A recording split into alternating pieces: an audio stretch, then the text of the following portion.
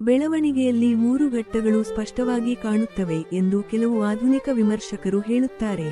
ಆದರೆ ಮೂಲರೂಪದಲ್ಲಾದರೂ ಇದರ ಸರ್ಕಷ್ಟ ವ್ಯಾಸಮಹರ್ಷಿಯದೆಂಬುದನ್ನು ಯಾವ ಪ್ರಮಾಣದಿಂದಲೂ ನಿರಾಕರಿಸಲು ಸಾಧ್ಯವಿಲ್ಲ.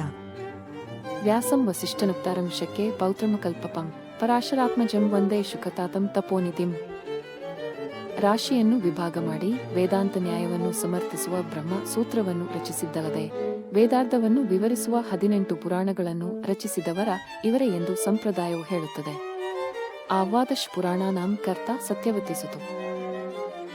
ಪುರಾಣಗಳ ಈಗಿನ ರೂಪವು ಇವರದೆಂದು ಪ್ರತಿಜ್ಞೆ ಮಾಡಲು ಸಾಧ್ಯವಿಲ್ಲವಾದರೂ ಪುರಾಣಗಳಿಗೆ ಮೂಲವಾದ ಪುರಾಣ ಸಹಿತ ಎಂಬ ಸ್ಮೃತಿ ಗ್ರಂಥವು ಹಲವಾರು ಕಡೆ ಉದಾಹೃತವಾಗಿದೆ. ಪತಂಜಲಿ ಮಹರ್ಷಿಯ ಯೋಗಸೂತ್ರಕ್ಕೆ ವ್ಯಾಸಭಾಷ್ಯವೆಂದು ಪ್ರಸಿದ್ಧವಾದ ಭಾಷ್ಯವಿದೆ.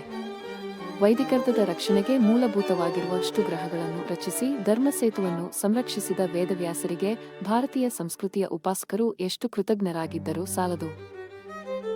ವೈಪಾಯನರು ದ್ವೀಪದಲ್ಲಿ ಹುಟ್ಟಿದುದರಿಂದ ಬೈಪಾಯನರೆಂದು, ವೇದವ್ಯಾಸರೆಂದು ಬದರಿ ಕ್ಷೇತ್ರದಲ್ಲಿ ಆಶ್ರಮವನ್ನು ಮಾಡಿಕೊಂಡು ಇದ್ದುದರಿಂದ ಬಾದರಾಯರೆಂದು ಪ್ರಸಿದ್ಧರಾಗಿರುವ ಮಹಾತರು. ಬ್ರಹ್ಮರ್ಷಿಗಳಲ್ಲಿ ಶ್ರೇಷ್ಠರಾದ ವಸಿಷ್ಠರ ಮರಿಮಗ, ಶಕ್ತಿ ಮಹರ್ಷಿಯ ಮೊಮ್ಮಗ, ಪರಾಶರರ ಪುತ್ರ ಮತ್ತು ಶುಕಬ್ರಹ್ಮರ್ಷಿಯ ತಂದೆಯಾದ ಅಕಲ್ಮಷರೂ ತವೋನದಿಯೂ ಆದ ವ್ಯಾಸಮಹರ್ಷಿಗೆ ನಮೋ ನಮಃ. ಮಹಾಭಾರತದ